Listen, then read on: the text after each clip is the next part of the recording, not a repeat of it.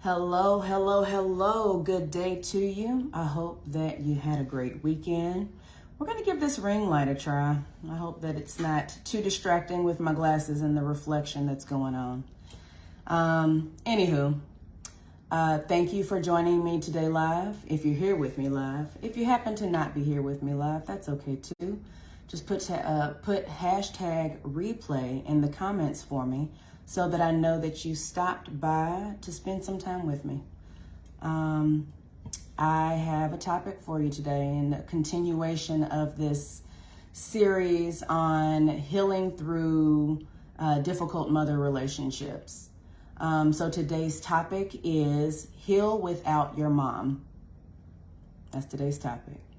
And before I get into this, I just want to say, if there's anybody you feel could benefit from this live, please share it with them. Put their name in the comments so that they can come over and check out this video. And I also want to introduce myself in case we have not met before.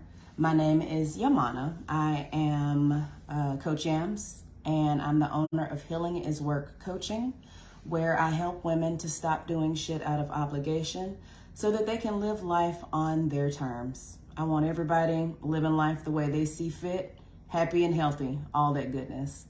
And so, yeah, let's get right into today's topic, heal without your mom.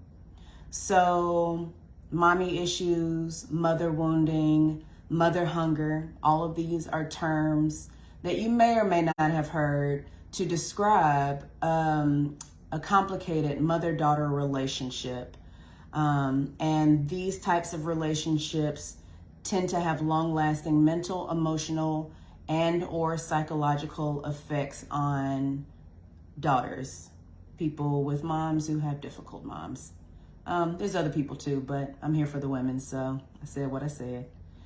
And so what does not dealing with this look like? What does not healing without your mom look like? I can speak from personal experience that there is a lot of shame and guilt tied to healing mother wounds, mother hunger, mommy issues, whatever phrase you prefer. It's all the same. There's a lot of shame and guilt tied to healing relationships with your mother.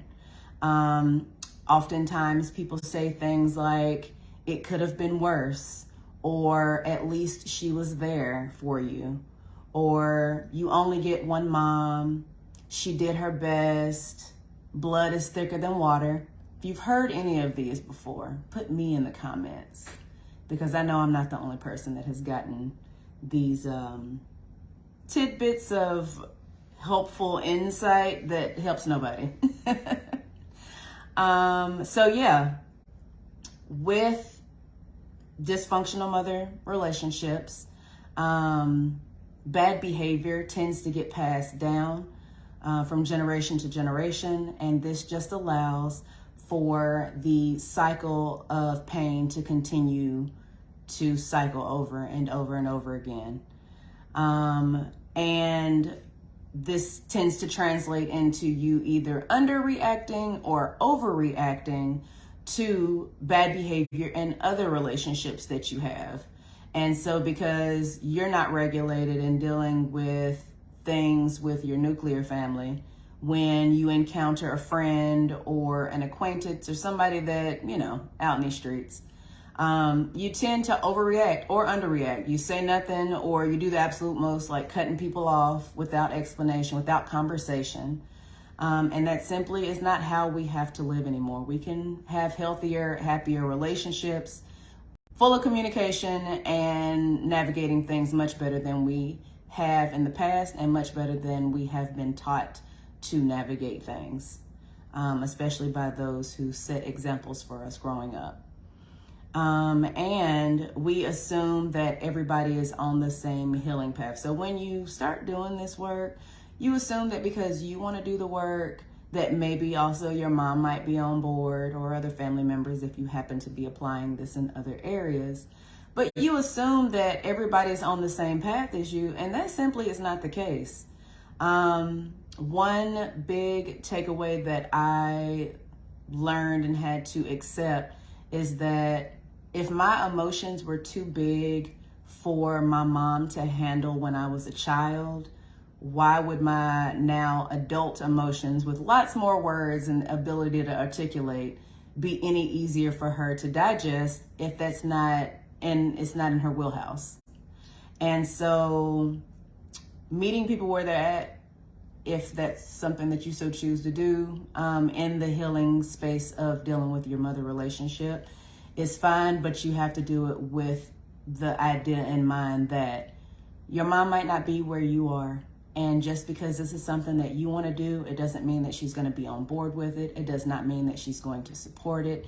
It does not mean that she's going to agree that this is something that even needs to happen. Dysfunction does not like being dismantled and questioning old patterns and old family ways of doing things.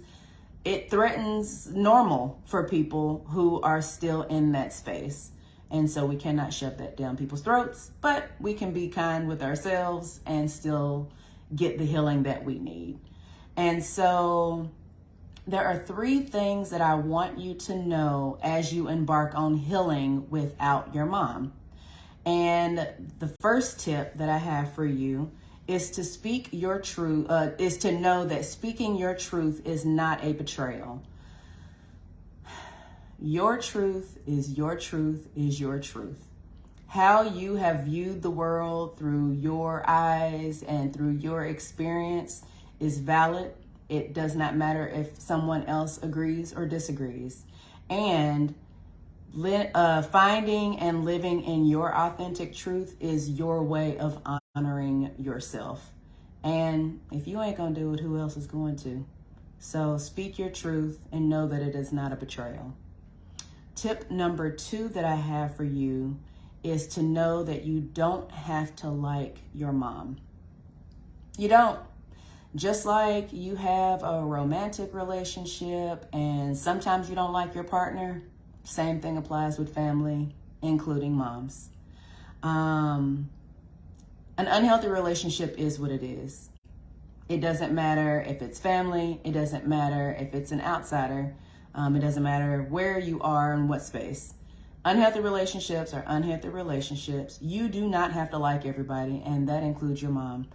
And there is freedom and liberation in being able to honor that feeling that you have. Because sometimes you just got to be able to say out loud, I don't like this person. I don't like the way they treat me. I don't like the way they make me feel. I'm not fucking with them right now. And that's okay. You can feel that way. Feelings are not forever. They come and go. It's okay to not like somebody. And then tip number 3 is you are not alone. There are, I've done lots of reading over the years. I love to read. I'm a nerd in general. But of the books that I've read, like 90% of children experience child abuse to some degree. So know that you are not alone.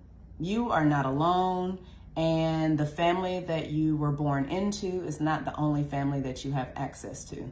You can create your own friends who feel like family. You can also become parts of other people's family circles. I know for me, I love going and hanging out with my friends' families for birthdays and holidays. Not because me and my mom can't do that, but because I do genuinely enjoy the company of healthy, happy family relationships and dynamics. Seeing other people enjoying their families it's fun, it's welcoming to me, it's enjoyable for me, and it can be for you too. And so with these 3 things in mind, speaking your truth is not a betrayal, not having to like your mom at all times, and knowing that you're not alone, you will learn to validate your own feelings and experiences. Oftentimes when you don't have that stable, safe home environment connection with your parent, your mom, it can feel like you're crazy or you're making things up. And that simply isn't the case. And you being able to self-regulate and validate yourself is so very important on this healing journey. Something else that will be a benefit for you is all your relationships, including the one with yourself, has room to improve. You have room to improve all relationships when you do healing work. And you learn discernment. You learn when a relationship is healthy. You learn when a relationship is unhealthy. And then you're able to pick and choose where you should be focusing your energy, and where you shouldn't be, pulling out when that is what's safest for you. And in this process, you will also be surrounded with people who love you just because you are who you are. So yeah, that's what I've got for you this week. Heal without your mom. It can be done. I've done it. Come out on the other side. It's one of the best processes of healing that I've gone through. There's been other things I've had to work on also, because human, and we all have our shit. But this area really made a difference in how I view myself, how I engage with other people, and yeah.